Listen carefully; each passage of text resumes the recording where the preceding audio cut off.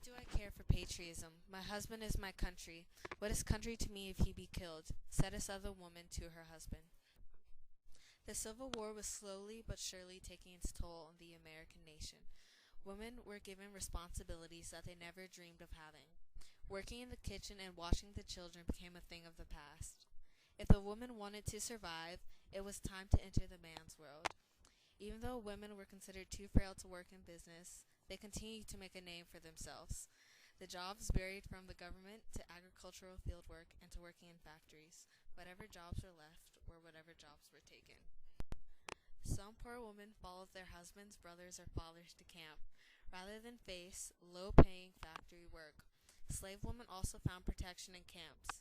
These women were vulnerable to the horrors of war, often forced to protect themselves and their children from Confederate raiders who would kill or capture them. Escaping to a Union camp was often their most promising option. "We go to meet our fate in our best bonnets and with smiling faces," stated Margaret McLean. Not all women accepted the fact that they were meant to stay at home and only hear about the war in the news. Some women felt that this is their country and that they have the unquestionable right to fight in the war.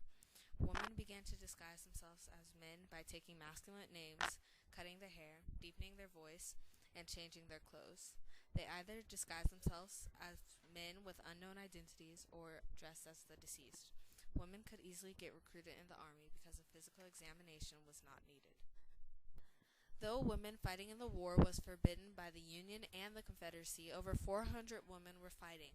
Not all women were soldiers. Some women served their country as nurses, viviandri, sutlers, and or spies.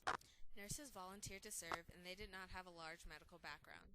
One woman was Clara Barton. She collected and delivered supplies to Northern troops around Washington, D.C. Later, she was hired to work for the government in D.C. Viviandri is a French army term about women who provided food, provisions, and liquors to soldiers. Sutlers were people who sold goods to military units in the field. Women could also help by manufacturing arms, making uniforms, and ammunition. Death just came with the territory of being a spy, especially when you were a woman. Being caught was the highest risk of all. If women were caught, they could become prisoners or face death. Women were shown no mercy. Nancy Hurt gathered information on federal movements and led rebels to their positions. When she was captured, she tricked a man into showing her his gun and killed him with it to escape. Women were anything but frail. They continued to persevere and show that they were and will always be equals.